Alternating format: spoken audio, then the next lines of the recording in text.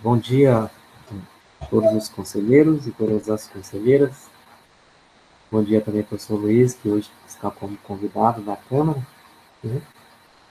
Ao passo que informo também que a partir de hoje, né, eu vou estar interinamente, né, até que seja designada uma nova presidência para a Câmara, em função do professor Luiz, né, não está mais fazendo parte da Câmara. Tá?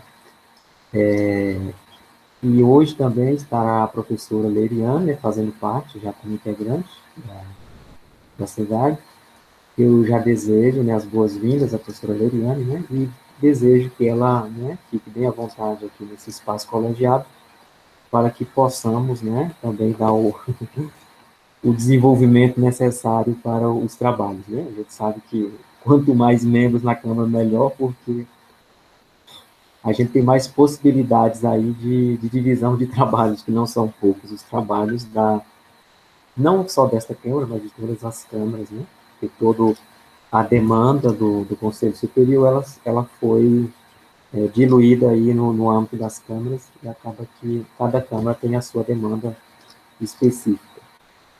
Esta reunião, ela foi chamada exclusivamente para que a gente pudesse, né, ter a apresentação do orçamento, do planejamento orçamentário de 2021 para o FOB, e aí a gente tem também uma demanda que nós temos um prazo, né, que é a demanda a respeito do decreto 10.139, e essa demanda ela está, né, condicionada aos prazos que o próprio decreto ele traz a respeito aí do decreto em si, né? Os prazos que nós temos, eles, para que a gente possa consolidar o que possamos revogar, os documentos normativos no âmbito da UFOB, né, todos os documentos infralegais a decreto, a gente precisa cumprir o prazo até outubro. Né? E aí, considerando que o mês de setembro ele é um mês em que não vai ser praticamente o recesso acadêmico da instituição, nós, nós precisamos, até o mês de agosto, aí, talvez finalizar, né, esta parte de consolidação dos atos. Mas, assim, como foram diluídos os atos entre os órgãos colegiados, né, nos quatro, até dentro do pleno tem atos que precisam ser revogados ou consolidados lá no âmbito, dentro da Câmara de Gestão Administrativa e Governança, se não me falha a memória, que é o primeiro ponto de pauta nosso hoje, eu fiz uma conta rápida, né, daí eu vou pedir até auxílio à secretaria, se é isso mesmo. Né? Na minha conta, são 8 atos para revisão e consolidação e 3 atos para revogação. A revogação é muito tranquilo, né, que aí seria simplesmente fazer a revogação expressa, né, do ato, e essa revogação a comissão vai indicar, né, a minuta de resolução, porque dentro da mesma resolução a gente pode revogar as 3 resoluções anteriores com apenas 2 artigos, então seria um trabalho aí bem mais tranquilo. E aí nós temos 8, né, deixa eu só confirmar se... sim, então são 4 revogações e 7 consolidações, melhor ainda, né, que aí a revogação, ela... Mas assim, a gente pode depois até checar isso, né, se a gente não estiver fazendo, mas o número é 11, né, então a gente pode ser aumentar a revogação ou diminuir, mas o número total vai ser 11 atos no âmbito da Câmara, e aí a gente precisa, né, de uma comissão para fazer, né, esse trabalho, uma vez que o ato, né, a revogação, tanto a consolidação, é de competência do órgão colegiado que proferiu ou aquele que assumiu. No caso nosso aqui, nós assumimos as competências, né, porque algumas delas podem até ter sido feitas no âmbito do Conselho de Ensino, Pesquisa e Extensão, que eu creio que acho que nenhuma, mas aí como o Conselho absorveu essas demandas do antigo CONEP, e o Conselho delegou às câmaras, então é a Câmara que faz, né, por delegação, esse tipo de trabalho.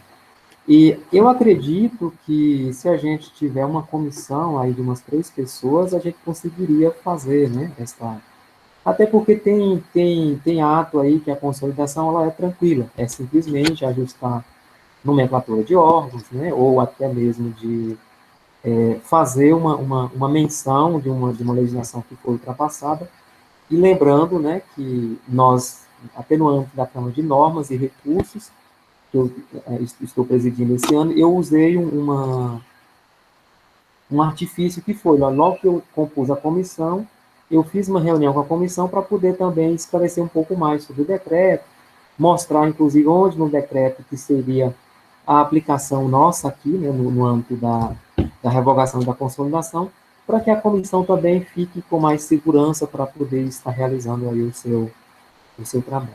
Tá? Então, nesse momento, eu consulto aos conselheiros e conselheiras, né, à disposição de participar desta comissão, inicialmente, para fazer esta consolidação e a revogação. Né? A consolidação, ela é, como a gente já... Podem, por favor, manifestar no chat, né, a autoindicação. E pode também indicar um outro conselheiro, né? Eu me lembro que na outra Câmara, né, até que houve a indicação, um conselheiro indicando o outro, né?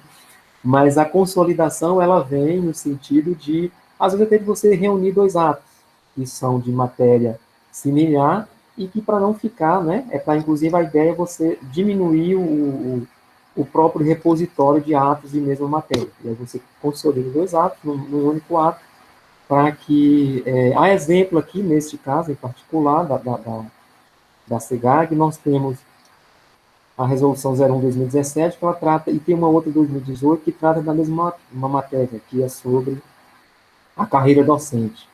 E aí é simplesmente juntar esses dois atos em um único ato e fazer a revogação do ato que está dos atos que estão sendo compilados em um só. Então, se eu, por exemplo, compilar três atos, digamos, resolução 01 de 2017, né, um exemplo, o 02/2018, o 08/2018 e 08/2018, as três resoluções anteriores serão revogadas e essa nova resolução criada incorporarão, né, toda a matéria que estão lá no bojo das três resoluções anteriores. Tá? Então, abro para os conselheiros, né, até para tirarem dúvidas, se for o caso, e também para indicação. Eu acredito que três, né, três conselheiros já seria o suficiente aí para estarem, né, participando. Se, assim, eu até vou fazer uma sugestão, né, a conselheira Jarine, né, tem uma formação na área, né, de direito, acredito que seria um bom nome, né, conselheira, se a gente tiver à disposição, para compor, né, assim, embora o próprio decreto, ele não tem nenhuma dificuldade, né, do ponto de vista legístico, porque ele traz, né, já dentro do seu corpo mesmo, já traz quais as legislações que serão observadas, né, como as leis complementares. A gente está dando, conselheira, um mês, né, de prazo para fazer esse trabalho, e aí, se a comissão julgar que há necessidade de mais algum tempo para a complementação, a gente estende mais alguns dias ali, né, para a finalização do ato. Tá? Tudo bem, posso me voluntariar. Tá, obrigado. Obrigado, conselheira Jarina. Então, já temos um nome. Dos diretores que estão aqui, né, seria interessante embora nessa matéria ela já foi assim, bem divulgada, né, no âmbito dos centros também, dos diretores, mas os diretores eles também vão conviver, né, constantemente com esta prática de não só elaborar os atos, mas também de estarem, em algum momento, fazendo a revogação ou até a consolidação. Eu acredito que seria importante, né, o conselheiro Pablo ou o conselheiro Jairo, né, são os diretores aqui, se tivesse um deles, né, para poder também estar fazendo esse acompanhamento, que eu acredito que todo esse trabalho, né, não vai ser um trabalho muito grande, mas é um trabalho que vai esclarecer bastante aí a respeito dessa temática. Né?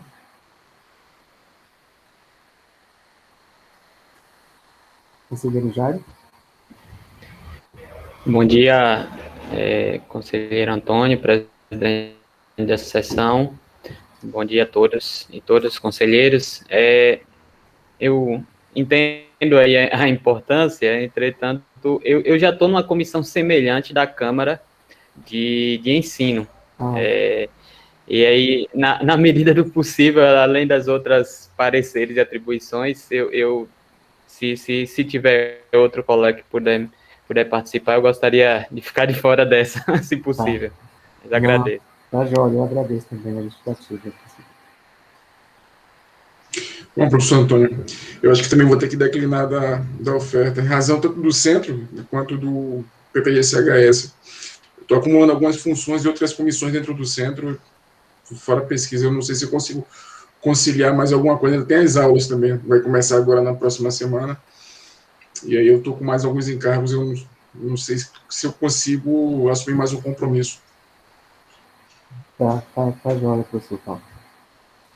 Conselheiras e os conselheiros demais, o conselheiro Ari, né, que tá chegando recente, né, nos órgãos, tem a conselheira Keila, conselheiro Leriane, né, também está incorporando agora, vamos ver aqui mais, conselheira Vanessa, conselheira Jaqueline, né, e acho que só temos esses agora, né, para fazerem uma vez que a conselheira já aceitou, né.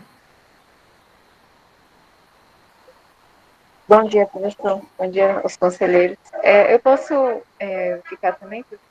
Tá bom, conselheira Keila, obrigado, viu?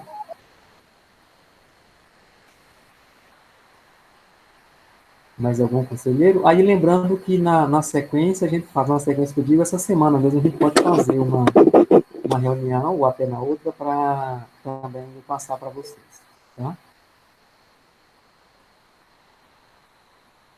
Tá, o conselheiro Ari também está justificando aqui, né, que tem bastante trabalho na comissão de identificação e está declinando aí da possibilidade, tá? Seria importante que tivesse mais algum conselheiro, né? Tem, isso mesmo, conselheiro Jaqueline. Tem um curso da ENAP, que é um curso de 5 horas, falando, a ENAP é a escola, né? Nacional, né? Ela tem esse curso, eu fiz esse curso também, alguns conselheiros também fizeram, ele é muito esclarecedor, assim, só são vídeos, inclusive, né? São 5 horas de vídeos para realizar. Mas, assim, né, mesmo se o conselheiro não tiver a disponibilidade para fazer o curso da INAP, eu ainda acredito que eu acho que uma explicação que tanto eu quanto a Gleiciane da Secretaria passa para o conselheiro já é o suficiente também para proceder. Mas as dúvidas mesmo, se tiver uma dúvida mais avançada, esse curso ele tira todas as dúvidas e também a gente vai estar sempre à disposição, tanto eu quanto a Gleiciane, né, para estar tirando as dúvidas. Tá? Mais alguém? Conselheira Vanessa?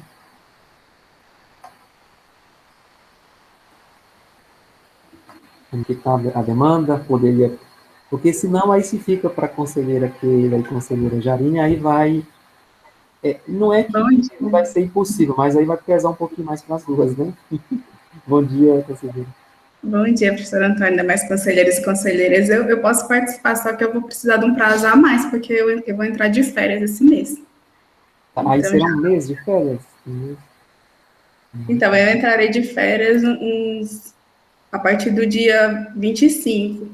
Só estou falando porque daí é dentro do prazo dos 30 dias, né? Aí não sei se pode comprometer, mas se a gente puder prorrogar...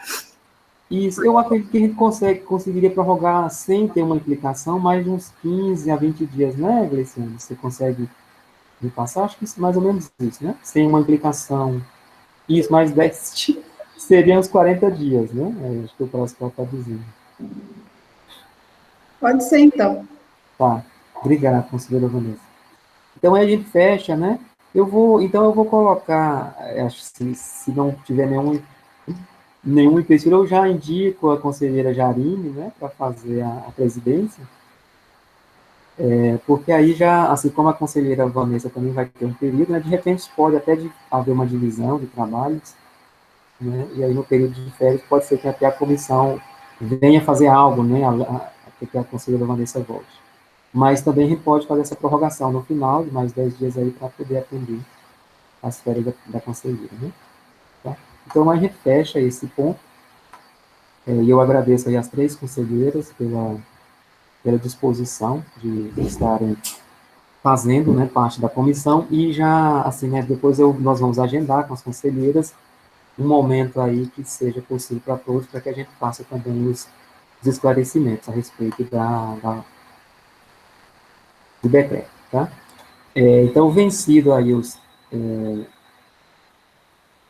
primeiro ponto de pauta, eu vou para o segundo ponto, que é a respeito do parecer, né, referente à proposta de planejamento orçamentário da UFOB para o ano de 2020.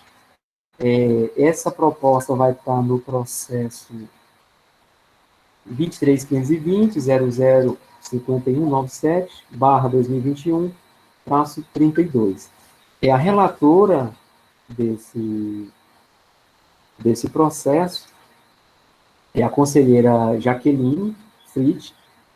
Antes de passar até para a conselheira, eu gostaria até de fazer um histórico, né, dos acontecimentos, né? Então, é importante registrar, né, que ainda em agosto de 2020 foi apresentado no Conselho Universitário da UFOB o orçamento destinado à UFOB, né, considerando o projeto de lei orçamentária anual para 2021.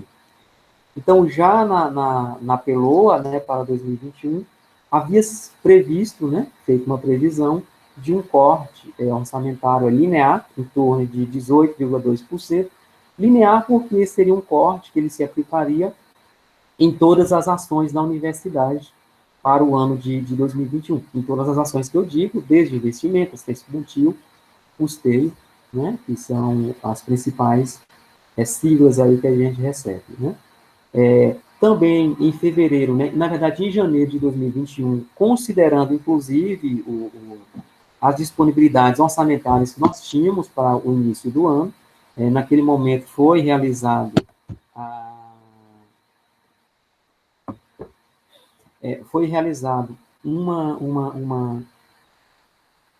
uma priorização, digamos assim, né, dentro da universidade, que foi o fato de termos que priorizar naquele momento a assistência estudantil e deixar, né, os contratos, né, até os contratos continuados para serem pagos depois, uma vez que no início de janeiro o valor que nós recebemos, né, juntando a assistência estudantil com o custeio da universidade, ele era insuficiente para atender a todas as demandas, né, sendo apenas suficiente naquele momento para fazer o pagamento da assistência estudantil, já considerando aí o corte, né, o corte que foi aplicado aí para as ações, as principais ações da universidade, né. Então, aí em janeiro foi feita essa prática, né, teve a discussão no âmbito da própria Câmara, né, de Gestão Administrativa e Governança, e em fevereiro foi feito um relato dentro do Conselho Universitário, após deliberação aqui no âmbito da Câmara, né, dos cortes que foram realizados, né, que vou aproximar aí para 17%, né, uma vez que foi 17,5% na ação Pinais e 16% naquelas ações que a universidade incentiva por meio do seu custeio, né. E quando foi em 15 de abril, né, de 2021, foi apresentado, né, no relato dentro do Conselho Superior sobre a situação orçamentária da UFOB, né, quando houve, naquele momento, né, a gente acompanhou na própria discussão dentro da Câmara, né, Legislativa, os novos cortes dentro do orçamento, né, isso a indicação pela comissão, né, que foi feito, que avaliou o orçamento, né, não só da UFOB, mas o orçamento, né, como um todo, para o exercício de 2021. E aí nós ficamos na expectativa de que a lei orçamentária anual de 2021 que ela fosse aprovada, o que só ocorreu em 22 de abril de 2021, né, que foi por meio da Lei 14.144, né, em que essa lei ela estima, né, a receita e fixa a despesa da União para o exercício financeiro aí do ano de 2021, né. Também é digo de nota aqui no âmbito da Câmara, que a presente proposta que iremos apresentar aqui hoje, ela, né, traz a descentralização, né, do orçamento para as unidades acadêmicas como uma inovação da instituição, né? E essa prática começou no ano de 2020, né? Então, em 2020 havia sido realizada uma primeira tentativa de descentralização de recursos, de custeio naquele momento, e na atual proposta também estão sendo destinadas às unidades acadêmicas os recursos de investimento, além do custeio, como havia sido previsto na proposta de 2020. E também a gente lembra, né, que em função da atipicidade aí do ano, né, letivo de 2021, as estimativas elas foram realizadas considerando a predominância de atividades remotas no primeiro semestre e de atividades presenciais no segundo semestre, né? E aí foi utilizado, inclusive, né, os parâmetros aí como os anos de 2019 e de 2020, uma vez que 2019 foi presencial e de 2020 foi totalmente, né, do modo remoto. Um alerta aí, que eu acho que vale a pena registrar, até também vai estar no parecer da conselheira, e dentro do processo que foi disponibilizado aos conselheiros também está o registro, mencionar que foi realizado um bloqueio aí, né, para aproximadamente de 3 milhões para a UFOP, né, para esse ano, e este bloqueio denota, né, a necessidade de observação de limites impostos, né, em cada programa e ação proposta e executada atualmente pela instituição durante a execução desse orçamento, né?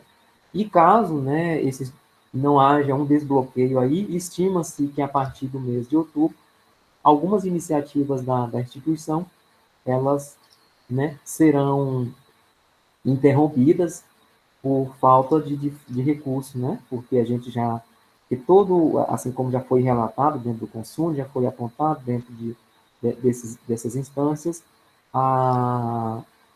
qualquer, né, quantia de recurso, ela faz falta, né, porque a gente já vive num aperto financeiro aí há alguns anos, e você tirar 3 milhões, você tem uma implicação grande, assim, dentro do orçamento, considerando que esse valor, ele é o recurso, né, que custeia várias ações aí dentro da instituição.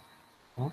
Então, nesse momento, né, eu passo para a conselheira Jaqueline, para que ela possa apresentar o parecer, né, do processo, e, na sequência, a discussão a respeito do orçamento. Bom dia a todos, conselheiros, conselheiras. Vou fazer a projeção agora, e se puderem me informar se já está visível. Ainda, assim, vai fazer, né?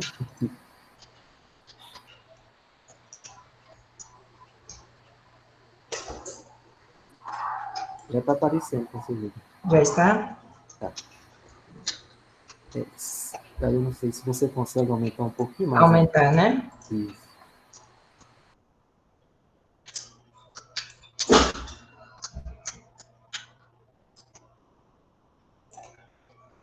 Aumentou? Ainda não?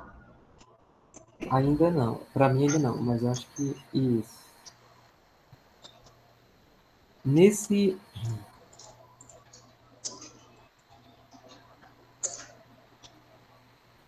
Ficou melhor, professor? Se puder ir no modo, na aba exibição, é que acho que está no ali no modo leitura. Ah, sim. Aumentou, mas se conseguir aumentar um pouquinho mais, conselheiro, acho que ficaria melhor.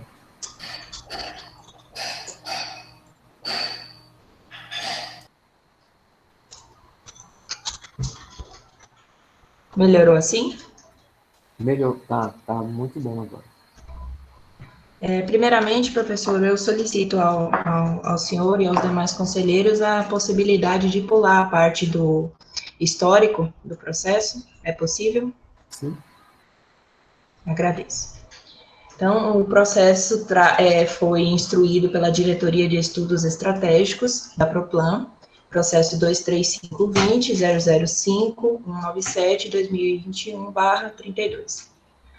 Trata da proposta de planejamento orçamentário para o ano de 2021, e os interessados são a Pró-Reitoria de Planejamento e Desenvolvimento Institucional e a Diretoria de Estudos Estratégicos. A relatora, Jaqueline Fritsch.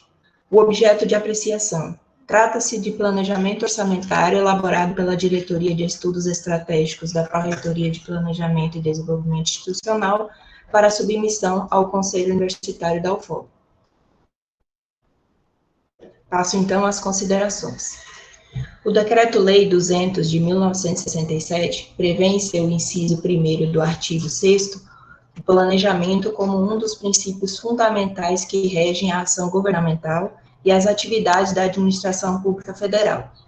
Já no artigo 7º, dispõe que a ação governamental obedecerá a um planejamento que vise a promoção do desenvolvimento econômico-social do país e a segurança nacional, norteando-se segundo planos e programas elaborados, compreendendo a elaboração e atualização do orçamento anual.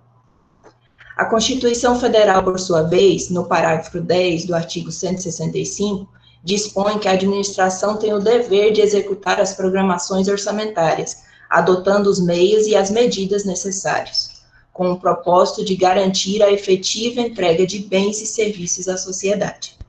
Também no artigo 165 da Constituição Federal, se encontra a definição da Lei de Diretrizes Orçamentárias, LDO, que compreende as metas e prioridades da administração pública federal, estabelece as diretrizes de política fiscal e respectivas metas, em consonância com a trajetória sustentável da dívida pública, orienta a elaboração da Lei Orçamentária Anual, LOA, dispõe sobre as alterações na legislação tributária e estabelece a política de aplicação das agências financeiras oficiais de fomento.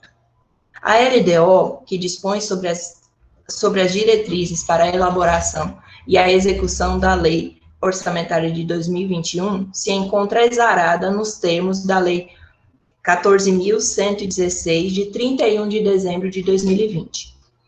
A Lei Orçamentária Anual, LOA, por sua vez, tem como objetivo estimar a receita da União para o exercício financeiro e fixar a despesa em igual valor. A LOA para o exercício de 2021 foi aprovada por meio da Lei 14.144, em 22 de abril de 2021. O Regimento Geral da Universidade Federal do Oeste da Bahia, em seu artigo 26, estabelece como deve ser a execução dos recursos orçamentários, de modo a serem cumpridas as atividades estabelecidas nos objetivos institucionais. Artigo 26. A execução e o cumprimento das atividades estabelecidas nos objetivos institucionais ocorrerão por meio da 1. Alocação adequada dos recursos orçamentários e financeiros para cada ação. 2. Captação permanente de recursos orçamentários e financeiros. 3. Descentralização adequada e necessária para a melhor gestão da universidade, buscando fortalecer a integração e a articulação entre a administração central e os centros multidisciplinares.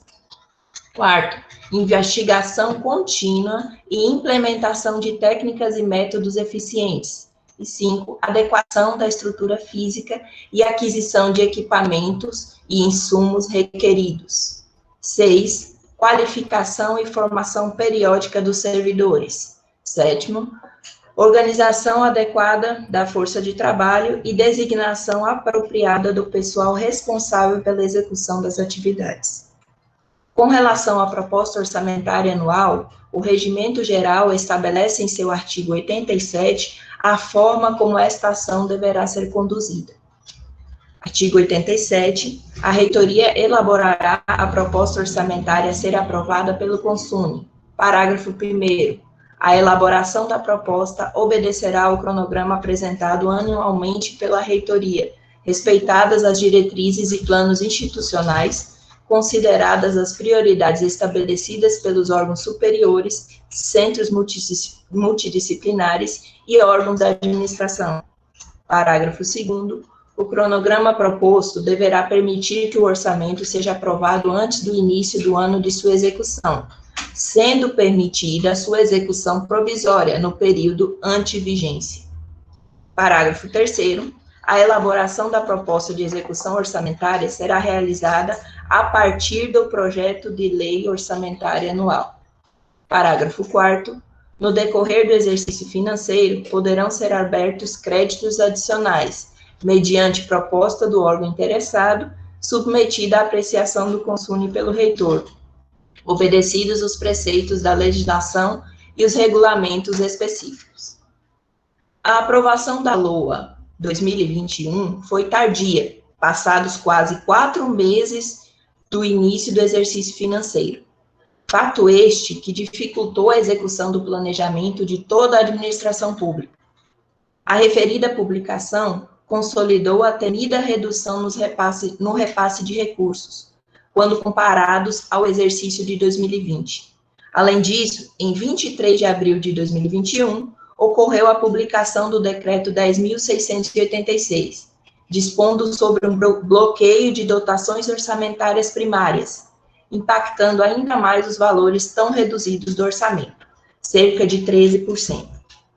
Neste cenário de incertezas, a Pró-Reitoria de Planejamento e Desenvolvimento Institucional, PROPLAN, buscou elaborar a proposta orçamentária anual da Universidade Federal do Oeste da Bahia, utilizando os valores exarados na Lei 14.144 de 2021, detalhados na tabela 2.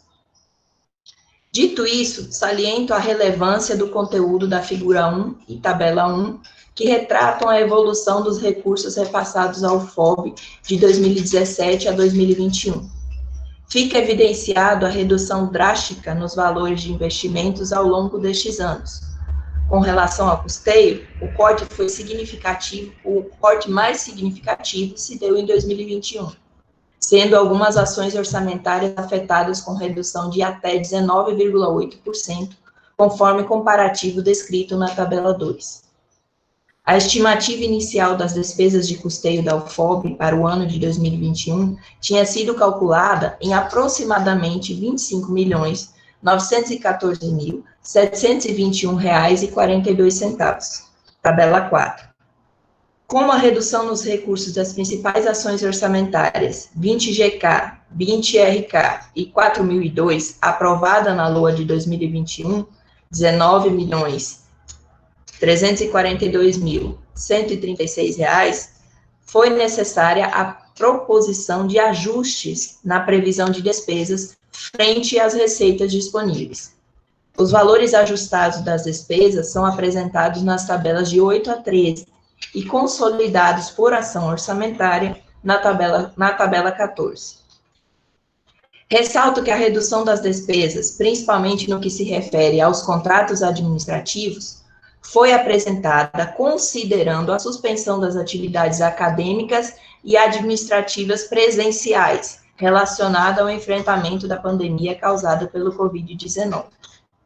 É imprescindível salientar que parte das despesas de custeio relativas à ação orçamentária 20RK se encontram bloqueadas pelo disposto no Decreto 10.686 de 2021, tabela 15. Este bloqueio, caso não seja revertido, claramente inviabiliza o funcionamento da instituição e a execução da proposta orçamentária. Os recursos de investimento também serão descentralizados e estão detalhados na tabela 16. Como afirmam os documentos apostados aos autos, a descentralização do orçamento para as unidades, tanto de recursos de custeio como de capital, é o principal objetivo da proposta orçamentária anual, e visa garantir a ampla participação da comunidade na execução das ações institucionais ao longo do exercício. A descentralização dos recursos está alinhada a pelo menos 4 objetivos estratégicos estabelecidos no PDI 2019 e 2023 da UFOB. 1. O PR7, fortalecer o modelo de governança aplicado à multicampia. PR9, aprimorar os sistemas de controle interno. PR10, otimizar e monitorar os processos organizacionais. FN1, buscar gerir a receita visando caráter público e sustentabilidade financeira. Assim sendo, considero a descentralização de recursos articulada na proposta orçamentária como uma ação importantíssima na construção de uma política institucional, que visa a eficiência na gestão dos recursos públicos, além de atender ao inciso 3º do artigo 26 do Regimento Geral. E, sendo a primeira proposição desta natureza em nossa instituição, será com certeza o alicerce para o aprimoramento da gestão orçamentária. A proposta orçamentária é um documento dinâmico e deve ser avaliado e adequado conforme o cenário externo, legislação, e o cenário interno, retorno das atividades presenciais. Reforço a opinião de que a administração central deve ter autonomia para realocar recursos e propor novas ações, em caso de mudanças nos cenários externo e interno. Por fim, a proposta orçamentária detalha as ações administrativas necessárias à execução do orçamento de 2021, principalmente por parte da ordenação de despesas, da Proplan e da Pró-Reitoria de Administração, PROAD. Contudo, a execução da referida proposta e, por conseguinte, das ações institucionais a ela vinculadas, são de responsabilidade de todas as unidades que receberam os recursos aqui apresentados. A submissão da proposta orçamentária anual à Câmara de Gestão e Governança está alinhada ao disposto do inciso 2 do artigo 40 do Regimento Geral da UFOP. Passo, então, às recomendações de ajustes. Recomendo fazer as seguintes alterações no texto da proposta de planejamento orçamentário de 2021.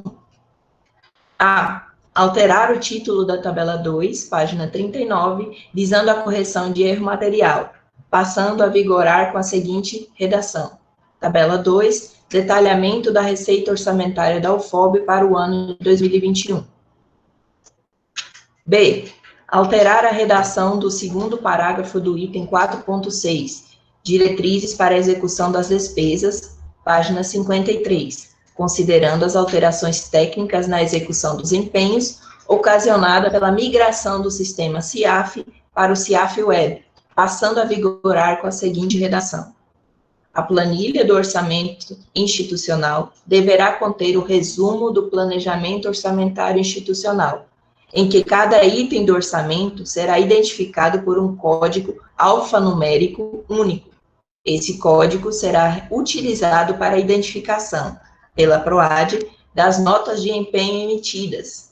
Isso possibilitará a manutenção de um painel online para monitoramento e controle da execução orçamentária, salientando a importância de cada unidade monitorar o painel para acompanhar a execução de seus respectivos orçamentos. C. Alterar a redação do quarto parágrafo do item 4.6, diretrizes para a execução das despesas, página 53, objetivando a alteração das ações necessárias à elaboração da planilha detalhada das despesas de funcionamento básico institucional, passando a vigorar com a seguinte redação. Por fim, a planilha detalhada das despesas de funcionamento básico institucional deverá conter a estimativa de todos os contratos continuados e demais despesas que compõem o funcionamento básico institucional, informando os valores individuais e anuais previstos. A Pró-Reitoria de Administração deverá monitorar mensalmente os valores estimados, atualizando as projeções anuais e comunicar à Proplan sobre variações relevantes que impliquem na necessidade de reavaliação do planejamento. D. Apresentar cronograma de planejamento para a elaboração da proposta orçamentária de 2022, considerando o disposto no segundo parágrafo do artigo 87 do Regimento Geral da UFOB, garantindo assim que a referida proposta orçamentária seja aprovada antes do início do ano de sua execução. Parecer, diante das considerações apresentadas e do atendimento às indicações, recomendo a aprovação da proposta de planejamento orçamentário de 2021. Barreiras, 4 de junho de 2021, Jaqueline Fried, relatora. Obrigado, conselheira Jaqueline, pela pela atenção, né, e detalhamento do processo, né, dando à Câmara, né, um subsídio bem fundamentado, né, para a discussão. E aí, como a senhora também já mencionou, a aprovação do orçamento, né, do planejamento, ele é feito no âmbito do consumo, com base num parecer emitido, né, no âmbito da Câmara. Então, o que a gente vai fazer hoje não é exatamente a aprovação do planejamento, porque só cabe ao consumo, né, é uma matéria, né, do pleno, mas aqui nós iremos fazer o parecer para que seja aprovado, né, discutido no âmbito do consumo. Tá? Nesse momento eu passo, né, ao passo que eu já peço para os conselheiros que tiverem alguma demanda já ir se inscrevendo, eu passo, né, para o professor Luiz, para que ele possa fazer, né, alguma consideração a respeito da apresentação da conselheira Jaqueline, e fique à vontade, professor Luiz, para fazer as suas considerações aí. Bom dia, professor Antônio. Bom dia, demais conselheiros. Obrigado pela oportunidade, né, pelo convite de participar dessa reunião. Acho que é uma reunião bastante significativa, né, nesse contexto que estamos vivendo, né, de muitas restrições e também do ponto de vista de procedimentos, né. Eu acho que a gente trabalhou na Proplan, desde o início da gestão do professor Jacques, a gente trabalhou muito nesse sentido de tentar criar uma proposta, né, que pudesse virar uma rotina institucional, né, anualmente, e a gente ainda não chegou numa condição ideal, né, a gente está com um atraso relativamente grande na apresentação dessa proposta. Foi um ano bastante difícil. Na verdade, as nossas previsões ano passado já começaram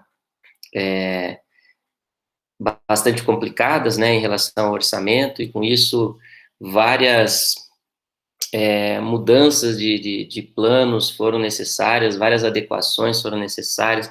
A gente começou o ano de 2021 tendo que fazer adequações muito sérias, né, e tudo isso foi dificultando a aprovação, mas também eu acho que, em parte, por conta da nossa dificuldade mesmo de colocar isso como um procedimento corriqueiro, rotineiro, né. Então, essa foi também uma dificuldade, mas eu acho que um primeiro passo foi dado, né, que foi conseguir compilar esse documento, por mais, assim, que ainda não seja um documento completo, que ainda faltem, né, alguns pontos que a gente pode melhorar.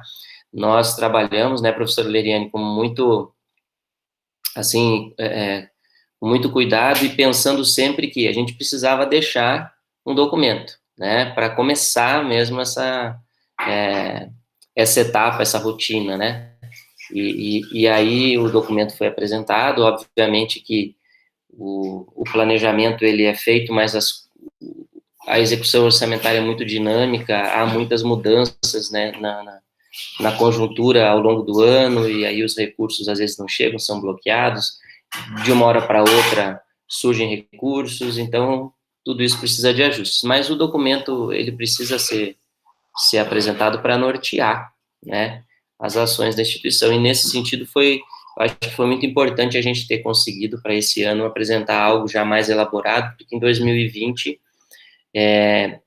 nós tínhamos já, né, uma proposta, mas era um documento mais simples, né, e esse ano a gente já tem um documento mais completo, e eu acredito que a cada ano ele vai poder ser melhorado. Então, a ideia é essa. Foi difícil porque de janeiro para cá houve muitas mudanças, e aí nós tivemos que fazer adaptações, mas se a gente ficasse adaptando o planejamento, a gente ia chegar em 31 de dezembro e não teria submetido a proposta, porque toda hora tem adaptações. Então, por isso mesmo que a gente deixou, né, muito claro, e a Jaqueline, no seu parecer, ela comenta, inclusive, sobre isso, essa questão de que a administração tem a prerrogativa de poder fazer os devidos remanejamentos, as devidas adequações, porque às vezes as decisões são muito rápidas. Se a gente tiver que tramitar pela Câmara e pelo Consune, isso pode dificultar muito a execução, né, do orçamento. Então, nesse sentido, eu acho que é importante que fique claro, né, essa necessidade da reitoria, juntamente aí com a PROPLAN, com a PROAD, com né, os órgãos que aconselham, né, a reitoria nesse sentido, possa tomar, né, algumas decisões emergenciais. E claro que aquelas decisões mais sérias, elas sempre serão levadas à comunidade. Mas então, nesse sentido, eu só gostaria de, assim, parabenizar a relatora, a conselheira Jaqueline, né, pelo parecer. Ela fez algumas considerações muito importantes sobre planejamento, né, orçamentário, e eu acho que são considerações que, inclusive, para um próximo documento, a gente pode até fazer uma introdução mais ampla e colocar essas questões também, que já aproveitando aí as sugestões, né, as ideias da conselheira. Acho que isso foi bem interessante. Eu ainda falo a gente, porque ainda estou pensando aqui como membro da PROPLAN, né, na verdade, hoje eu estou representando aqui a UFOB, né, mas com esse histórico, essa memória que eu trago, né, desses trabalhos, então, fiquei muito grato pelo convite de estar aqui. Infelizmente, né, tive, por motivos particulares, que me afastar da PROPLAN e, portanto, também dessa Câmara, né, não me despedi no final do mês, porque eu achei que não era uma boa oportunidade naquele momento, durante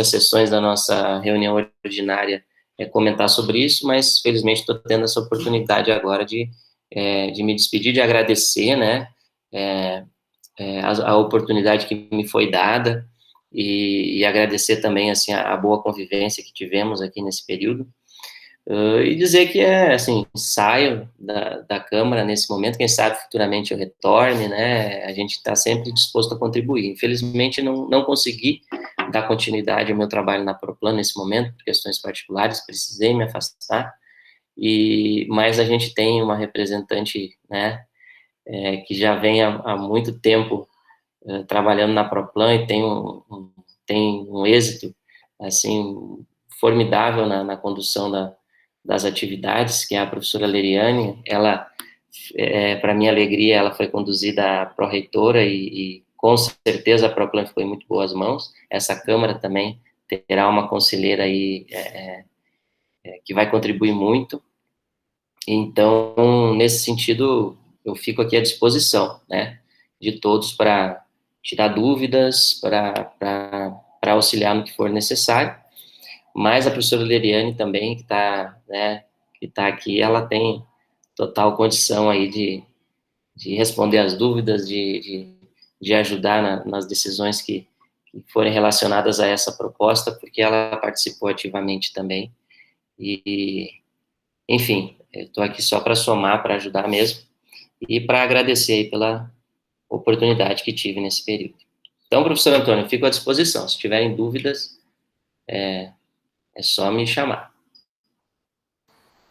Tá bom, professor Luiz. Obrigado aí pela sua contribuição, né? E obrigado também por todo o trabalho feito, né? Não vou dizer o trabalho feito na UFOB, né? Que aí já engloba todo o trabalho que o senhor desenvolveu na PROPLAN, né? E ainda continua contribuindo, mesmo não estando mais, né? Dentro do cargo. E a Câmara, né? Como o senhor mesmo já adiantou, né, esse ano já teve várias reuniões que o senhor teve a oportunidade de conduzir e contribuir muito para o desenvolvimento do trabalho, né?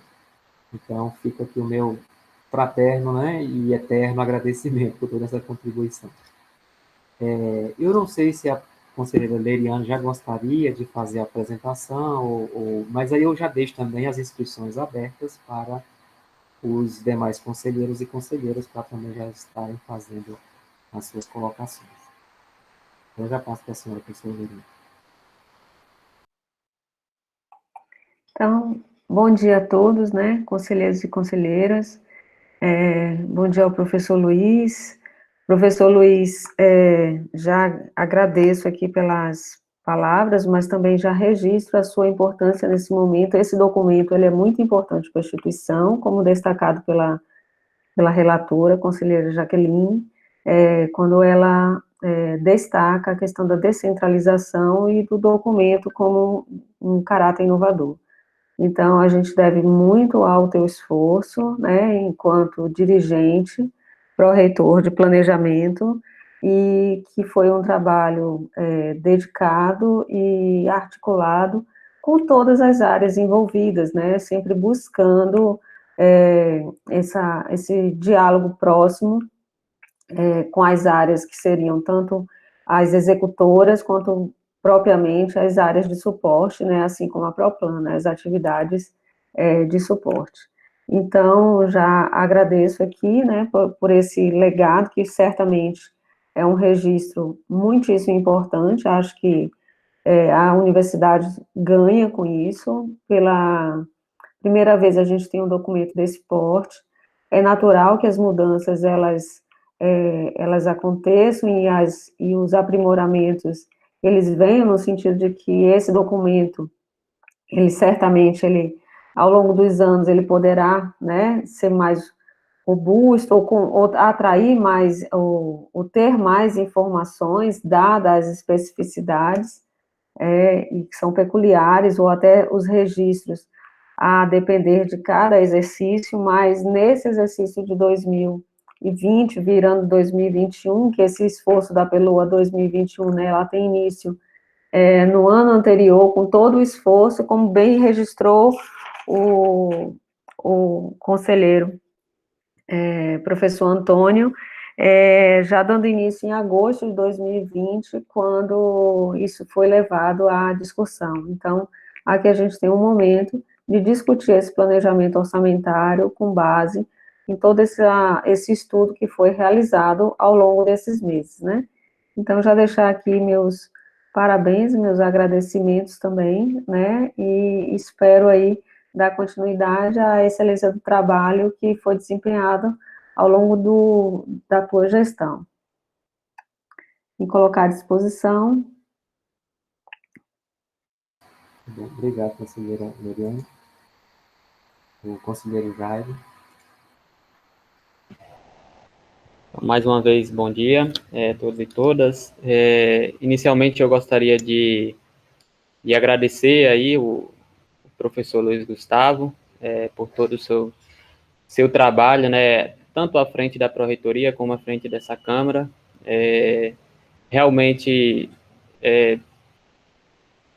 a Pró-Reitoria, apesar de estar em ótimas mãos, é uma perda significativa, né, considerando que Leriane já fazia parte da equipe, então, o professor Luiz Gustavo sempre muito solícito, sempre muito profissional, sempre muito calmo. Isso é importante, né, para mexer aí com tanto problema que aparece na Pró-Reitoria. Então, só agradecer e parabenizar, professor, por todo o seu esforço e empenho. E desejar à professora Leriane muito sucesso, né, à frente da Pró-Reitoria. Realmente já fazia parte da equipe, então já conhece todas as demandas, todas as dificuldades, e colocar, né, nos colocar à disposição, professora Leriane, para o que nós podemos ajudar aí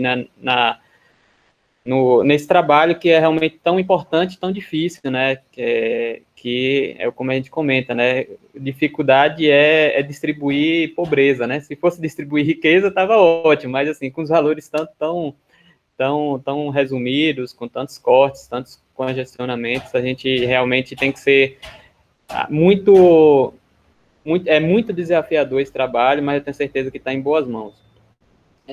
Parabenizar aí também a Jaqueline, né, pelo parecer, realmente muito técnico, muito importante, assim, nesse momento que a universidade vive, né, em que temos efetivamente uma primeira proposta histórica, né, ano passado nós já tivemos um início, mas não com a robustez que esse ano é apresentado, em termos de detalhamento, em termos de organização realmente dos recursos e de orientações de como tem sido feita essa distribuição. Então, muito importante, e aí o parecer que a conselheira Jaqueline traz, ela só vem a corroborar essa proposta e a engrandecer.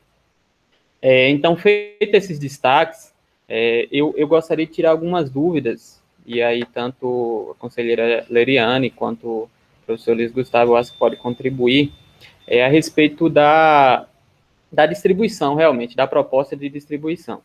Eu vejo como um grande avanço a verificação, né, da composição baseado no aluno equivalente de graduação, e aí eu não posso deixar de destacar, me chamou muita atenção os dados da tabela 5 e da tabela 6 do processo, em que traz a relação entre a contribuição de cada centro e cada curso, dos recursos que são vindos para a universidade no aluno equivalente de graduação, e aí a relação com a distribuição desses recursos, da maneira como está sendo feita. Sem querer, de maneira alguma, criar qualquer tipo de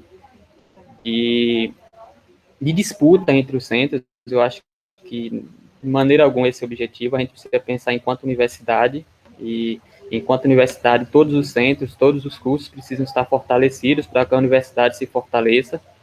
Essa tem que ser o sentimento, e eu imagino que foi isso o pensamento, mas eu só gostaria de pedir um detalhamento de como foi feita essa relação entre a contribuição de cada curso e centro para os recursos recebidos pela universidade e a distribuição desses recursos para esses mesmos cursos e centros.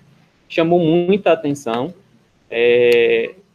a contribuição aluno equivalente dos cursos de agronomia e medicina veterinária, especificamente o curso de medicina veterinária.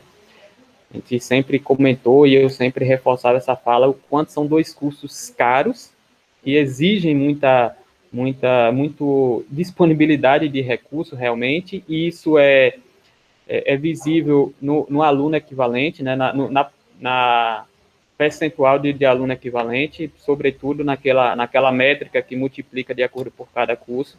É claro que essas contribuições, elas também estão relacionadas a todos os esforços da comunidade acadêmica do campus de Barra, então o nosso número de egressos, nosso número de ingressos, nossa taxa de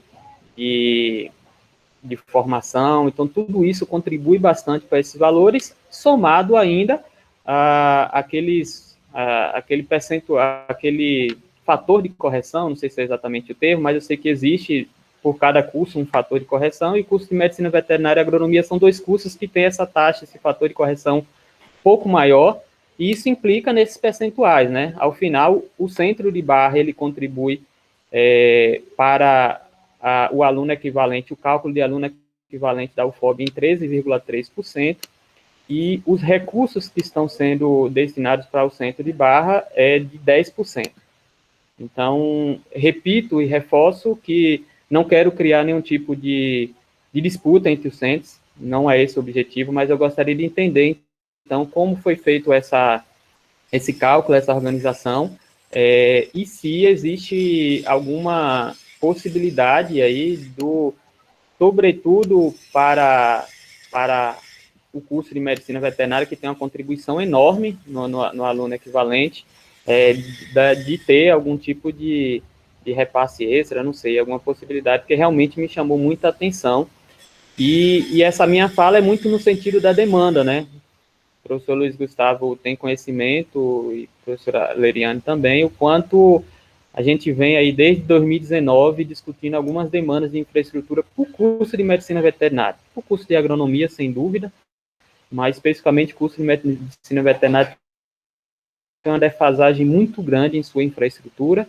É um curso que demanda obrigatoriamente a construção de um hospital veterinário, que não tivemos a possibilidade ainda de construir da maneira como nós desejávamos, por falta de recurso, e aí por uma estratégia da instituição, para minimizar a situação, nós fizemos uma estrutura, desde o ano de 2018, para o atendimento médico veterinário para pequenos animais, cães e gatos, mas para grandes animais a gente não conseguiu ainda elaborar a proposta até tem, mas resolver essa situação. Então, nesse sentido, eu gostaria de fazer o meu questionamento. Muito obrigado. Obrigado, conselheiro Jairo. Aí eu deixo o professor Luiz e a professora Leriane à vontade, né, para fazer esclarecimento.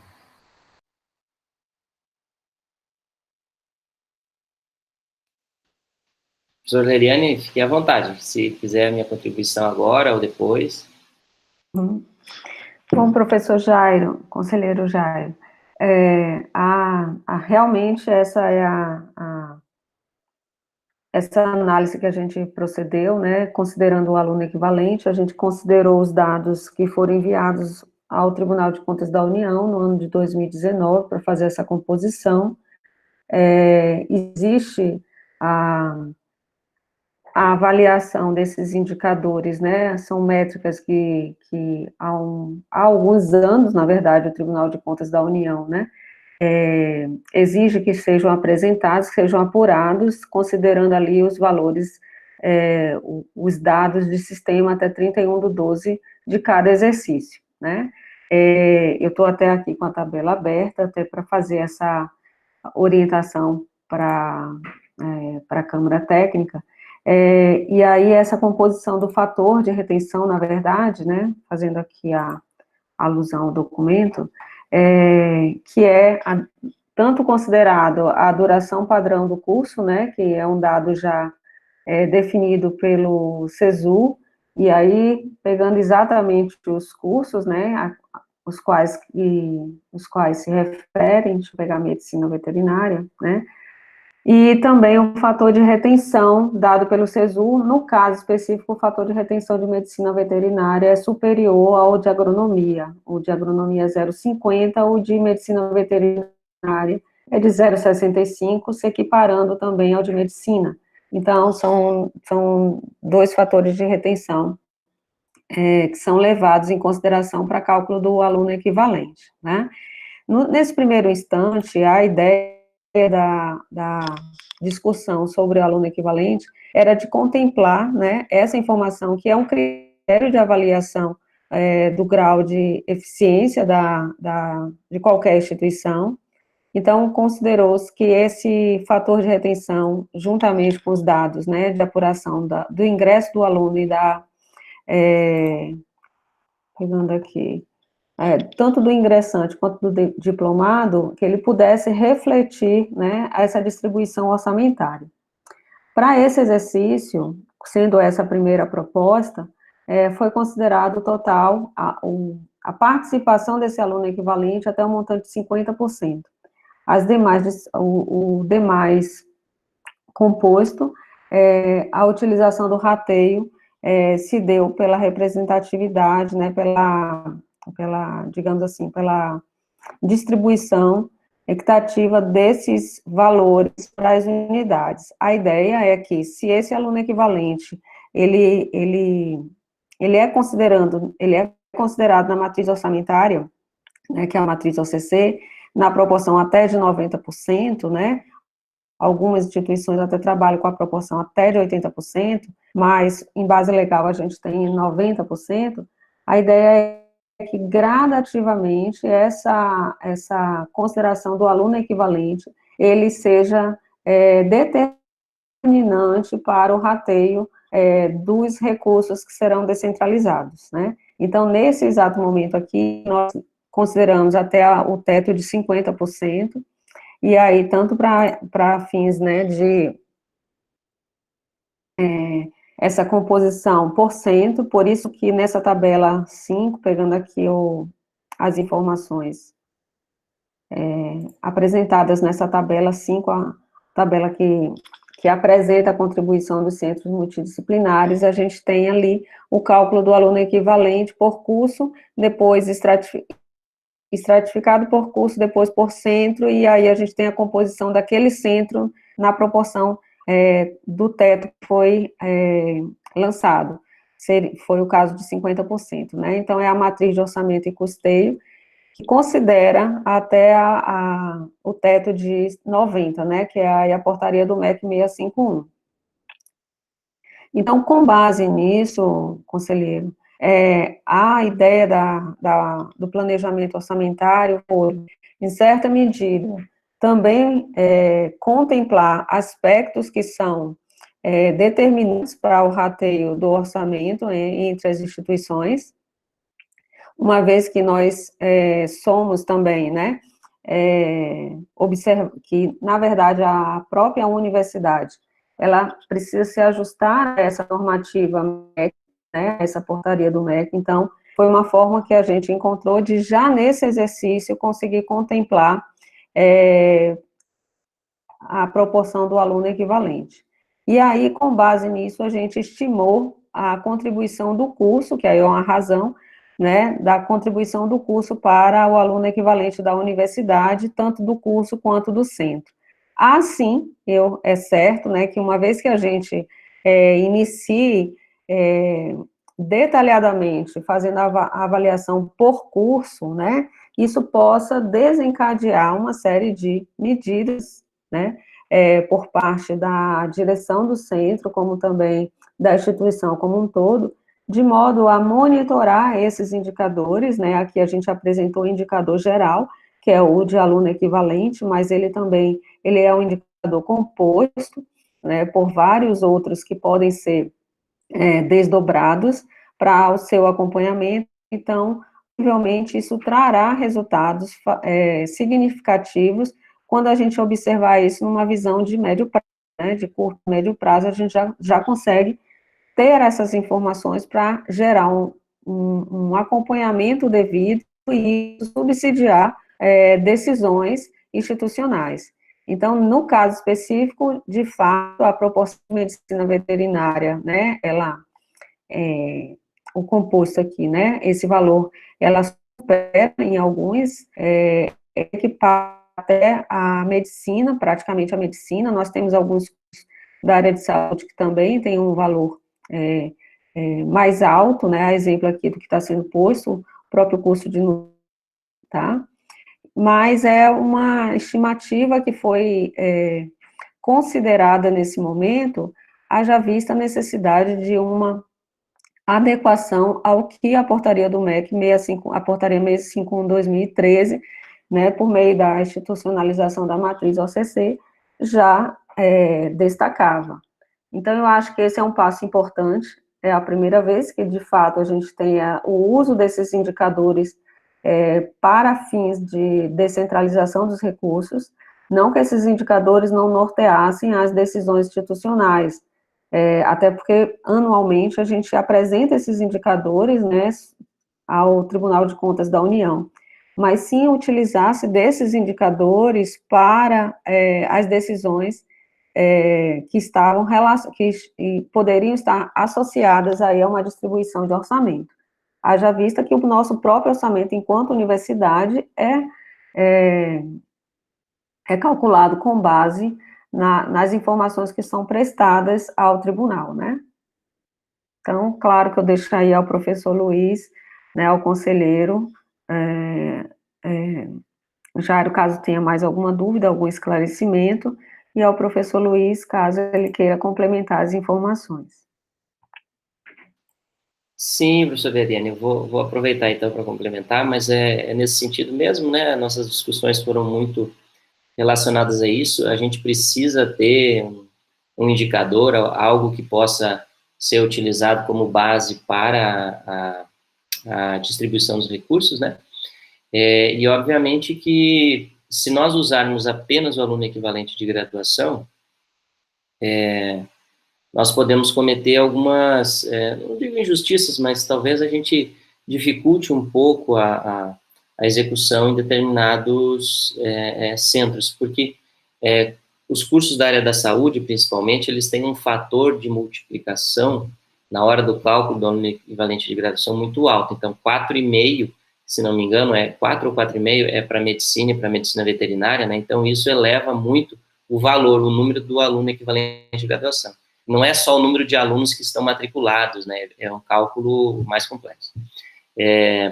Então, isso já, de certa forma, auxilia bastante. Mas esses cursos, eles têm realmente um custo maior, né? E não há como negar que esses cursos têm um custo maior.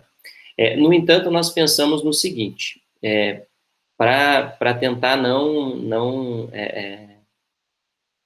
causar, assim, disparidades muito grandes entre os cursos, nós entendemos que, nesse primeiro momento, seria interessante, né, um peso de 50% para o aluno equivalente de graduação e o restante a gente fazer uma divisão proporcional ao número de cursos, né, os outros 50%, isso para puxar um pouco mais os valores para, assim, diminuir um pouco as disparidades, né, mas isso também é uma experiência, e, na verdade, a ideia por exemplo, o Ministério da Educação usa um indicador de qualidade para esses outros 10%, né, os 10% do peso, ele usa indicadores de qualidade que estão relacionados mais à parte de formação do quadro de docentes, a parte de produção, né, científica, enfim, alguns indicadores. Então, a ideia é que a UFOP também passe a utilizar indicadores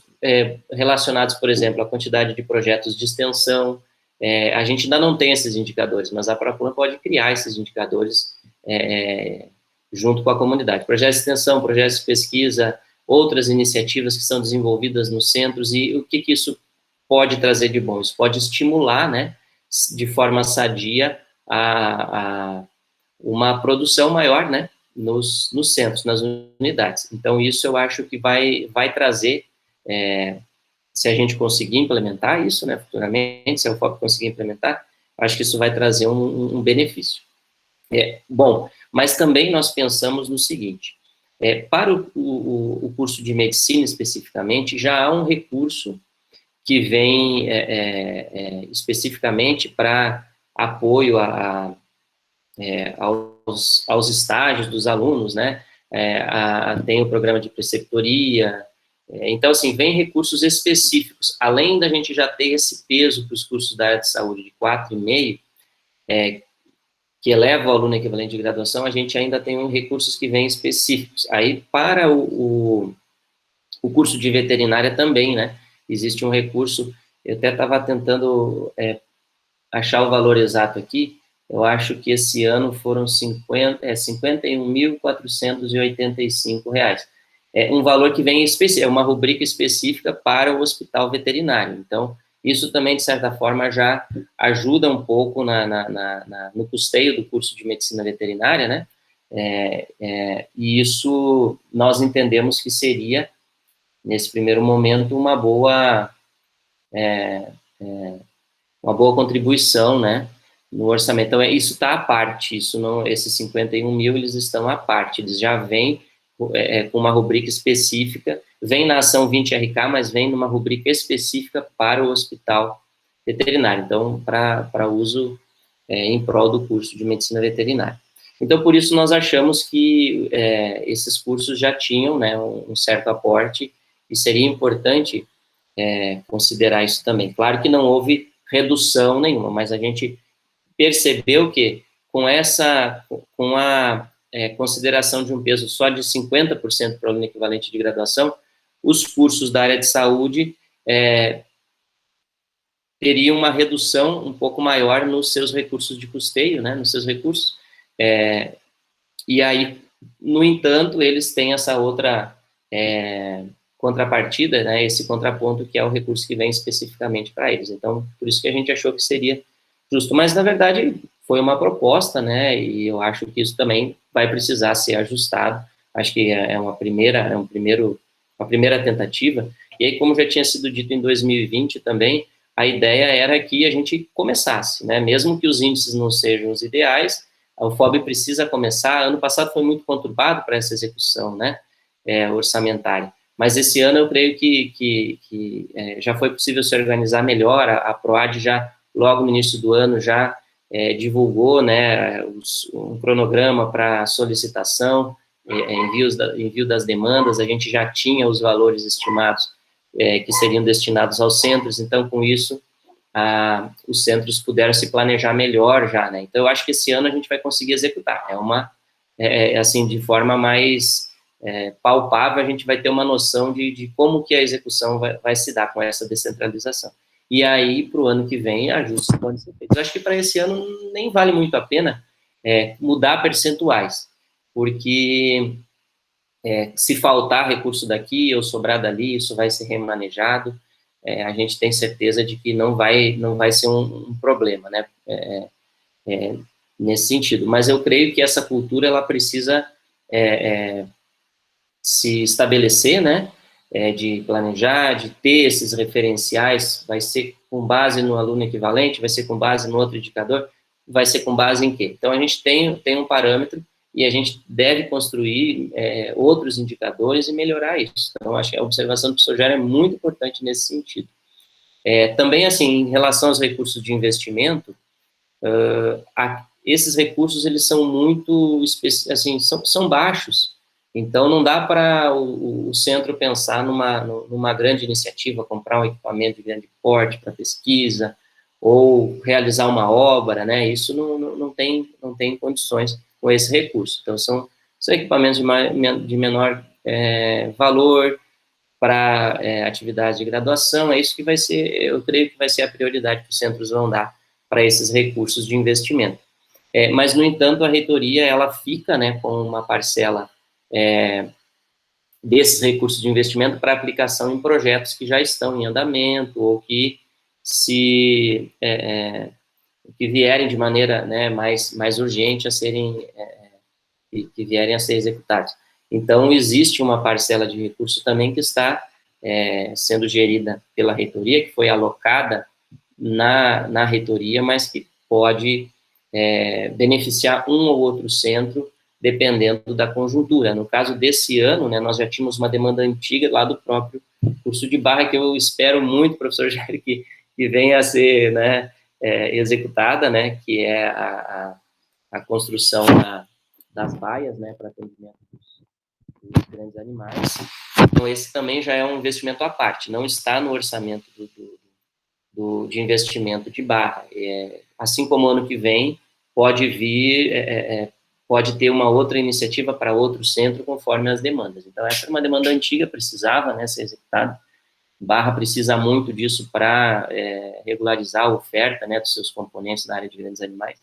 Então, por isso a gente achou que estaria legal esse ano, dessa forma, não prejudicaríamos muito nenhum dos centros, mas a gente entende que, né, isso tem que ser construído. Então, foi nesse sentido que a gente apresentou aí esse detalhamento. E eu creio, né, professor Lerene, que as sugestões aí, elas serão bem-vindas, né, que a gente vai poder trabalhar em cima de propostas, mas eu creio, sugiro que isso seja realizado na proposta para 2022. Eu acho que seria mais interessante. Para esse ano, eu creio que não vai ter tanto impacto assim, um percentual de 50%, 60%, 70% para um equivalente de graduação. Vai reduzir um pouquinho o recurso, mas a gente vai ter uma margem na hora da execução para poder atender uma demanda, por exemplo, e passar um pouco do valor que foi estipulado ali. A gente vai ter essa margem para poder decidir. Então é isso, mais ou menos isso é a minha contribuição. Não sei se a gente ajudou na resposta aí, na dúvida do professor Jair, né? Mas eu continuo aqui à disposição para elucidar melhor. Obrigado, professor Luiz. Professor Jair, está escrito, né? Pode fazer. Bom, agradeço pelas contribuições, pelas respostas aí da conselheira Leriane, professor Luiz Gustavo. Eu acredito que essa é a nossa função, né, aqui como conselheiros da Câmara, é justamente fazer essa discussão. Concordo que estamos em processo de amadurecimento, reafirmo que coloquei na minha fala anterior, que é histórico esse momento, e aí nos cabe, enquanto conselheiros dessa Câmara de Gestão e Governança, justamente tá realizando essas discussões, esse amadurecimento institucional para essas propostas. Gostaria só de contextualizar, né, que esse cálculo de aluno equivalente de graduação, que faz dentro da matriz OCC, né, de orçamento de custeio e capital, é algo que foi pactuado entre as universidades representadas pela Andifes, né, e o SISU ainda lá no ano 2012, 2013. Então, assim, é algo que traz justamente uma discussão exarada das próprias universidades, né, e esses pesos, e aí foi muito bem comentado aqui na fala, principalmente o último, né, o cálculo do aluno equivalente, ele traz o número de diplomados, duração média dos cursos, coeficiente de retenção, número de ingressantes, enfim, mas o que dá realmente um grau diferente é o peso por grupo, né, e aí é o que coloca os cursos da área de saúde com um peso um pouco maior, especificamente cursos de medicina veterinária e medicina. Por quê? Porque são dois cursos bonitos? Não. Porque são dois cursos que exigem muito matéria, muita prática, não só laboratorial, é importante destacar. A prática laboratorial é comum praticamente em todos os cursos, mas são cursos que exigem práticas técnicas, realização de cirurgia, realização de atendimento clínico, realização sei lá, de várias atividades que vão para além dos laboratórios. E aí, daí é que existe esse peso maior, e daí a nossa discussão justamente nesse processo de amadurecimento. Eu concordo, assim, que para esse ano, de fato, até pelo momento atípico que ainda vivenciamos na universidade, que provavelmente iremos permanecer aí durante algum tempo ainda, para o orçamento 2021, já estamos no meio do ano praticamente, então não tem muita lógica de fazer essa discussão nesse momento, de qualquer alteração. Mas para o ano de 2022, eu acho que é imprescindível que já seja iniciado, e aí fica o desafio para a nossa nova pró-reitora de planejamento, a discussão desses indicativos. Né? Eu acho muito interessante nós incluirmos, para além dos indicativos relacionados ao cálculo de aluno equivalente, indicativos de pesquisa, indicativos de extensão, indicativos de projetos de ensino, enfim, daquilo que compõe realmente as nossas atribuições enquanto universidade, e como uma forma realmente de estar estimulando que os nossos cursos, os nossos centros possam estar cada vez mais propondo essas atividades, entendendo e que ao propor essas atividades estão contribuindo para vir mais recursos para a universidade e para seu centro. Eu acho que é uma forma muito, muito interessante de nós estarmos discutindo, claro, pesos, forma de indicativos, precisa ser bem amadurecido, mas entendo como sendo um avanço. Só dando um destaque, finalizando a minha fala, o recurso que o professor Luiz Gustavo comentou, que é o recurso que vem específico para o hospital veterinário, ele é um recurso que ele é relativo à infraestrutura e ao número de atendimentos clínicos. Então, o nosso curso, de todos os cursos de medicina veterinária, que esse recurso é só para instituições federais, né? Todos os cursos de medicina veterinária é o que recebe menos de todo o Brasil, praticamente. Por quê? Porque nossa infraestrutura é muito pequena e, por conseguinte, nós temos um total de atendimentos menor do que a nossa capacidade.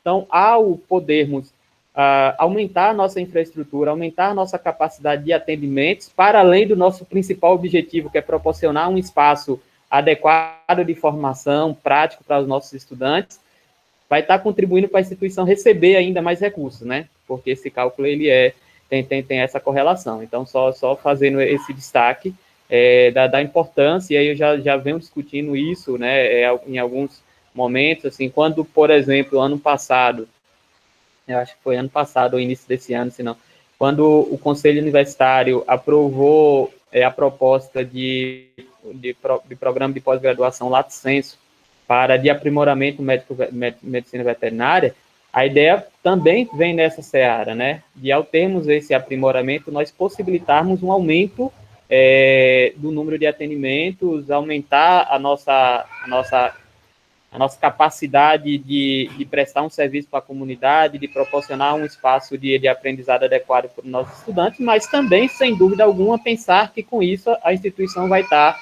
recebendo mais recursos baseados, sobretudo, nesse quesito, nesse recurso que é específico para os hospitais veterinários.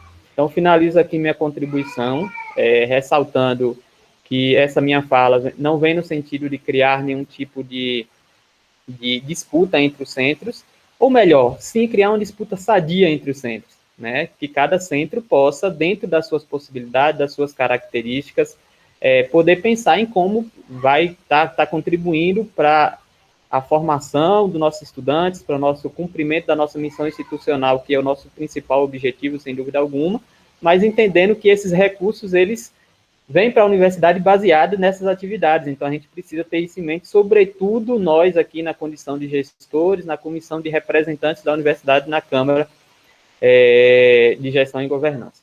Então, agradeço a oportunidade. Obrigado, conselheiro Jairo, né? Mas assim, eu também concordo que esse debate ele é bem sadio, viu, conselheiro Jair, né? E a sua provocação, ela vem até no sentido de que a gente possa, e eu digo a gente, né, não assim, nem talvez deixar para que a Pró-Reitoria fizesse a proposta, né, dos novos indicadores, mas eu acho que cada unidade, né, também pode dar uma contribuição. Eu acho até que pode haver uma provocação da própria Pró-Reitoria. Olha, nós estamos pensando em novos indicadores para distribuição, né? A proposta de 2021 foi essa, como o conselheiro Luiz já colocou, mas se as unidades tiverem as contribuições, que eles passem, né, para a própria Pró-Reitoria, para que elas já tragam já para o âmbito da Câmara e vai para o Consune também, vai precisar referendar no âmbito do Consune. Mas é uma discussão que ela, de fato, não pode terminar aqui, né, e também esses indicadores propostos, né, podem não ser, é claro que a gente pode fazer uma avaliação depois, pode não ser os ideais e que podem ter outros indicadores, e o levantamento do senhor eu vejo que é muito válido, assim, nesse sentido, de que é uma...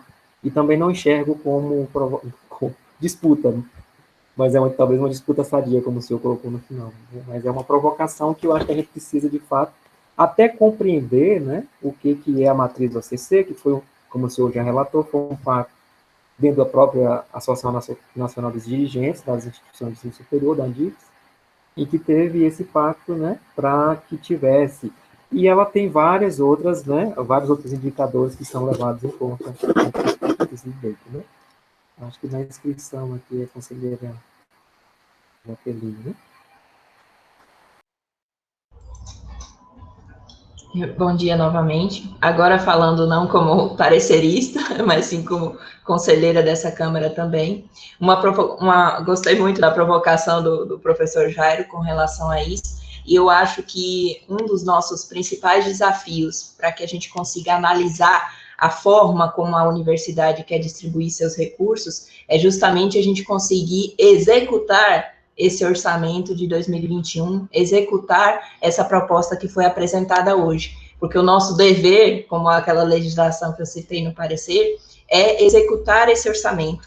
Não, ele vai muito além de a gente só apresentar essa proposta aqui. Esses recursos, eles precisam ser executados. Existem ações que elas são fechadas, como o professor Luiz falou, tem a questão do hospital veterinário, que já possui uma rúbrica específica, nós temos a questão da gestão de pessoas em geral, de folha de pessoal, que já é fechado, mas todas essas outras ações apresentadas na proposta e que foram distribuídas pelas unidades, cada unidade dessa, ela vai ser responsável para a execução daquele orçamento.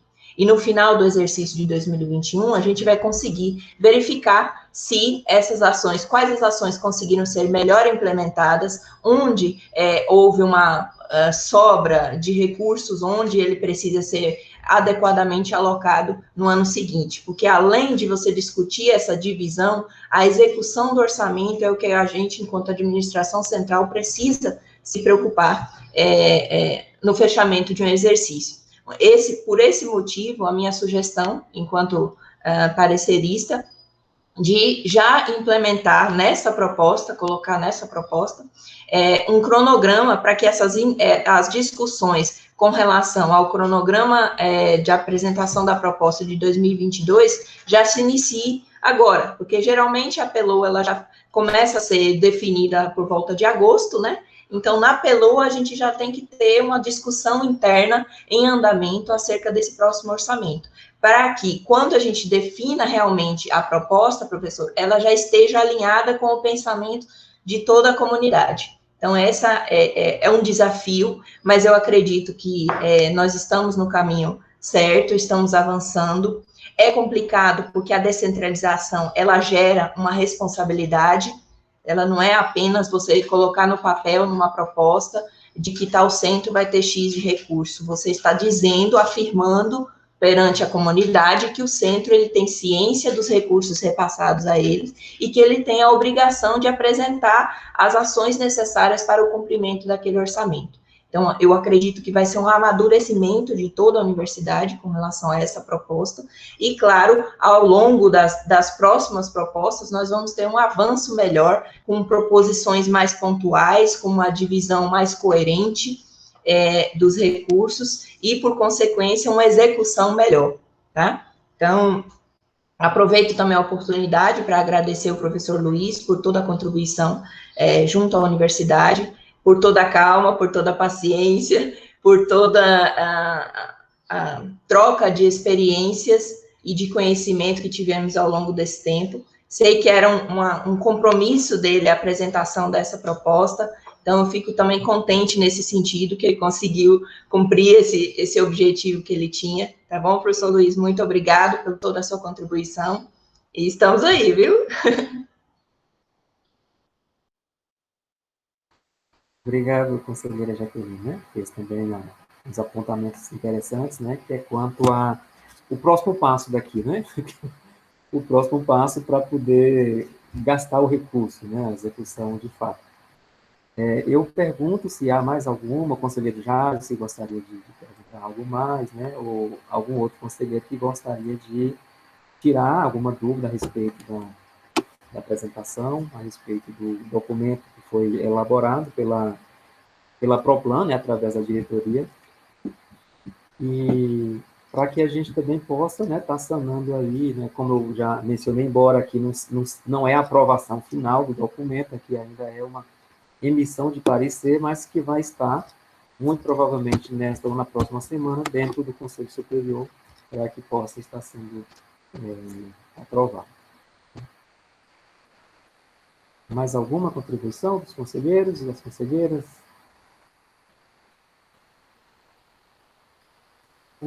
Relatora, professora Leriane, conselheira Leriane, professor Luiz, gostariam mais de fazer alguma acréscimo que tenha ficado até o momento? Percebido?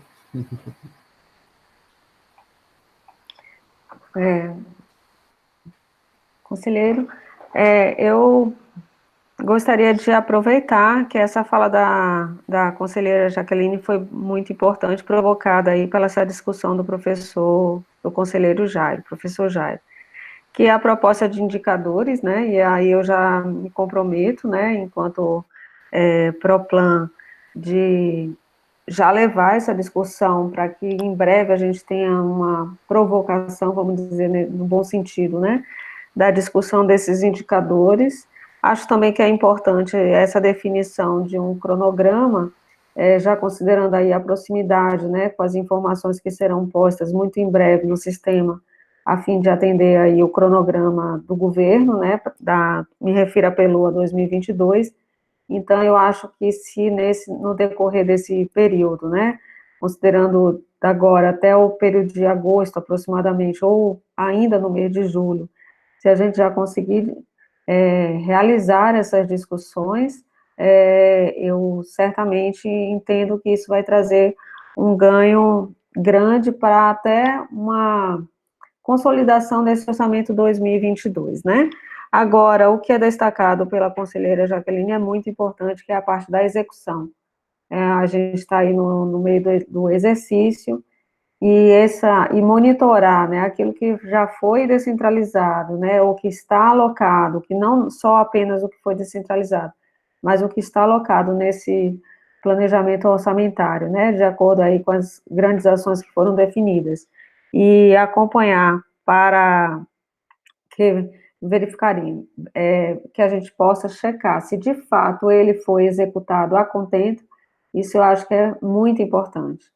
Então, eu acredito que esse acompanhamento aí, ele deve ocorrer tanto no âmbito, né, das pró-reitorias, que monitoram, que acompanham, especificamente a execução orçamentária, eu me refiro à PROAD, né, mas eu sei que ela trabalha sempre, né, muito próximo ali à Proplan, a gente dialoga nesse sentido, mas isso também diz respeito às direções das unidades universitárias, né, de um modo geral, e as demais ações que, porventura, possam ser necessárias aí um acompanhamento mais detalhado, né, a fim de atender plenamente a execução do exercício que é o nosso, como a conselheira destacou, que é a nossa obrigação, né. Obrigado, conselheira Meriane. Professor Luiz. Então, só para finalizar, né, eu acho que quem tem que agradecer sou eu, conselheira Jaqueline, porque eu aprendi muito nesses meses, né, e a PROAD sempre deu muito apoio. Essa parte do orçamento foi realmente, assim, muito, muito interessante de trabalhar, eu aprendi muita coisa, é um mundo, né, de informações e opções e alternativas, então foi muito interessante, aprendi muito, e eu acho que a equipe da PROAD, ela tem, assim, tem pessoas muito capacitadas, assim como a equipe da Proplan, no sentido da divulgação, da organização desses dados para o acompanhamento. Então, é uma coisa que nós já vínhamos trabalhando, então, na Proplan a gente tem algumas pessoas que gostam muito, né, o professor Poti já gostava muito de trabalhar com, né, Big Data e organizar, né, as informações, e algumas pessoas na Proplan também têm esse interesse e conhecimento na área, e lá na PROAD também. Então, eu acho que essa parceria das duas pró-reitorias para poder criar um mecanismo, a gente já tem, né, alguns mecanismos de consulta no site da Proplan, né, para acompanhar a execução do orçamento e tal, mas a gente precisa melhorar isso no sentido de que seja fácil para uma unidade acadêmica ou mesmo para uma pró-reitoria, qualquer setor que tenha ali algum recurso disponível no planejamento orçamentário, que ele possa acompanhar quanto já foi empenhado, quanto já foi executado, liquidado e pago daquele valor. Porque aí fica mais fácil, inclusive, de se organizar para as possíveis solicitações, né, que mais para o final do ano possam vir a acontecer, né? Se sobrou algum recurso, pode haver alguma iniciativa nova, né, dessas unidades. Então, a ideia é que isso seja ampliado, seja melhorado, que essa divulgação ela fique mais fácil. Isso vai ajudar muito na transparência, né, mas vai ajudar muito na gestão para todo mundo, né, não é algo que vai ajudar só os diretores, né, professor Jairo. Ano passado eu fiquei, acho que quase uma hora conversando no telefone com o professor Jairo para tentar isolar ali dos valores que estavam apresentados no nosso relatório, quanto era do centro de Barra, para poder saber quanto já tinha sido usado, né, de recurso. Então, assim, porque não é uma tarefa fácil com as ferramentas que a gente tem hoje, que a gente coloca à disposição. E aí o professor Jair me pediu, Luiz, como é que eu faço aqui para saber? Eu falei, olha, é assim, mas só que tem que tirar muitas informações aqui ainda. Então, assim, fica difícil para um dirigente conseguir manejar esse sistema ainda. Mas a gente já tem alguns trabalhos nesse sentido de melhorias, e eu creio que logo isso vai ter. Então, não era trabalho só para o diretor de entrar, era trabalho para a gente também, porque as dúvidas surgiam, né, e a gente precisava responder, né, professor Jair. Então, nesse sentido, eu acho que vai favorecer muito, vai ser mais rápido para todo mundo ter acesso à informação, e eu acho que é um avanço que precisa, por isso que a gente fez questão, inclusive, de colocar ali na proposta, era já um texto que a gente tinha alinhado com a PROAD, com a reitoria, no sentido de como executar, né, o orçamento, como acompanhar, então a gente já tinha isso desde o ano passado, planejado, mas ainda não conseguimos colocar em prática, né, e eu vou ficar muito feliz de ver que daqui a pouco isso aí vai estar, né, professora Leriane, vai estar disponível aí no site da PROAD e da Proplan para o acompanhamento. Então, acho que esse é um passo agora seguinte e que vai ajudar muito, né, vai favorecer muito, e a universidade só tem a ganhar, tá? Então, é nesse sentido aí que eu finalizo a minha fala, agradeço mais uma vez pela oportunidade e fico à disposição para o que for necessário, desejo aí à professora Leriane né, êxito nas suas ações a partir de agora, eu acho que vai ser muito bom para a Proplan, a organização da professora Leriane, o conhecimento que ela tem na área de planejamento vai ser muito bom. Eu continuo, né, à disposição dessa Câmara, continuo à disposição da Proplan, da PROAD, para for necessário, se for necessário, a ideia é contribuir, eu tenho muita, assim, confiança nessa gestão. Professor Antônio, a sua condução aqui da Câmara, eu desejo também muito êxito na sua condução, enquanto eu ficar interinamente conduzindo, e ao novo presidente também desejo aí muito sucesso. Espero que a Câmara possa continuar suas atividades aí com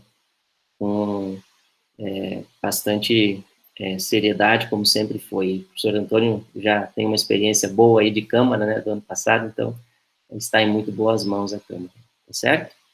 Muito obrigado, então, pela oportunidade. Obrigado, professor Luiz. Obrigado por tudo. Ainda abro, né, para mais alguma colocação.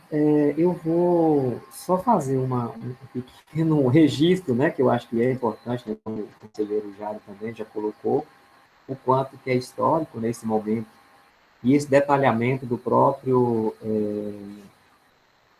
da própria, não só da execução, mas do planejamento em si da universidade. Né? Assim, a gente não tinha acesso a esse tipo de informação, e o quanto que esse documento que aqui hoje está, ele também auxilia a própria gestão na tomada de decisão, né? Uma vez que foi colocado dentro do documento, né, aquele item que está mais para o final do documento da professora, que a professora Leriane, né, mandou junto com o professor Luiz para a Câmara, que é o item da ordenação de despesas ali, né, que é o item 461, que ele, inclusive, ele já traz, né, dentro dessa nomenclatura, como que os exercícios, né, então, não havendo, por exemplo, limite de empenho suficiente para toda a despesa daí na planejada, existe uma ordem de prioridade para que sejam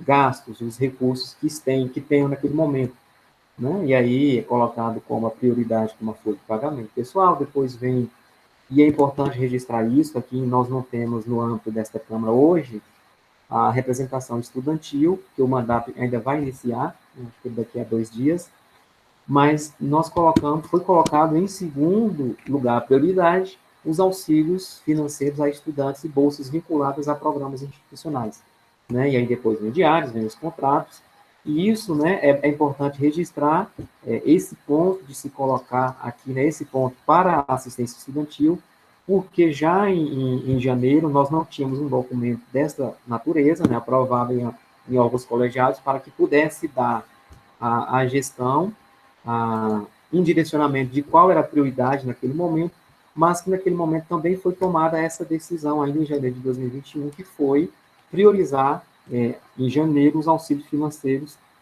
em detrimento à restrição orçamentária que nós tínhamos naquele momento. Mas que aqui hoje já tem traçado, né, são, se não me falha a memória, são 8 a 9 itens traçado de prioridade para o gasto do recurso que se tem naquele momento em função das ações que a universidade ela desenvolve. Então, é importante fazer esse registro aqui, embora nós não tenhamos a representação estudantil, mas que, como vai ser um documento que vai ser disponibilizado para os conselheiros no âmbito do consumo, eles terão a oportunidade de conhecer essa prioridade que está sendo hoje discutida, amadurecida, como foi debatido, né? É claro que essa proposta ela já veio com maior robustez em relação de 2020, e que a tendência é a gente melhorar, porque nós estamos no processo de amadurecimento, né? E o primeiro passo já foi dado, já subimos alguns degraus, né? Vamos fazer um documento 2020 e em 2021 fazer um documento melhorado, né? Com mais abrangência, e vamos, né, buscar para que em 2022 façamos um documento também com um degrauzinho a mais ali, né? De repente, a mais amadurecido, como a provocação do próprio conselheiro Jário, né? Com os nossos indicadores, outros indicadores compondo ali aquela porcentagem, né? Então, eu acho que esse é o caminho, sim, para que a gente também possa estar avançando. Tá? Abro, né, se não houver, na verdade, manifestação dos conselheiros e das conselheiras, aí eu já vou para os encaminhamentos finais, que seria, de fato, lá colocar o documento em votação.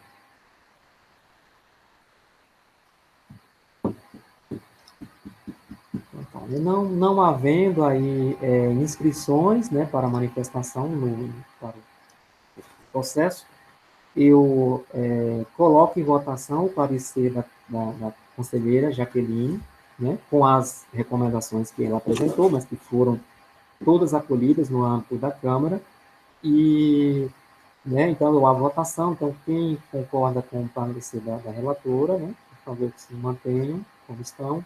Se houver alguma manifestação contrária, né, eu peço a gentileza de manifestar no chat, né, para que a gente possa estar finalizando esse processo.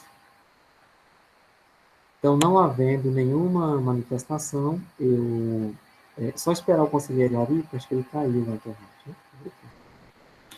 Então, aqui, conselheiro, eu vi que o senhor saiu, né, caiu talvez a internet, mas eu vi que o senhor já voltou, eu já vou só fazer a nova votação para que não tenha interferência na contagem dos votos.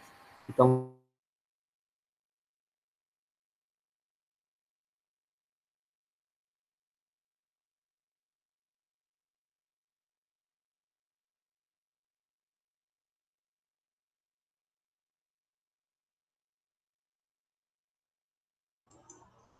Acho que congelou o professor Antônio também.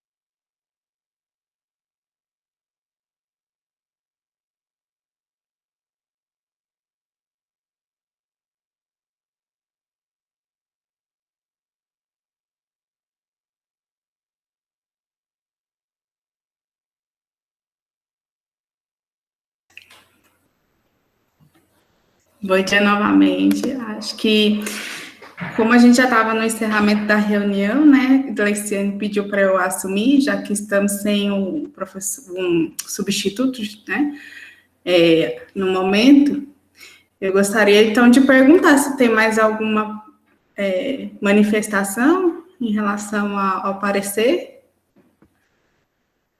né? Então, vou submeter ao regime de votação.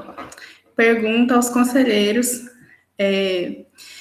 se acompanham o parecer da conselheira Jaqueline pela aprovação do relatório do planejamento do... Qual é o nome completo? Jaque, pode me ajudar? Proposta orçamentária anual de 2021. Isso, os que acompanham a aprovação da proposta orçamentária, permaneçam como estão. Votos contra e abstenções se manifestem pelo chat. Sendo assim, a proposta foi aprovada por unanimidade. Agradeço a todos. Gleice, pode avisar a professora Antônia, então vamos finalizar a reunião. E encaminharemos o documento para o consumo. Obrigada, gente. Bom dia. Obrigado, bom dia. Bom dia. Bom dia a todos. Bom dia.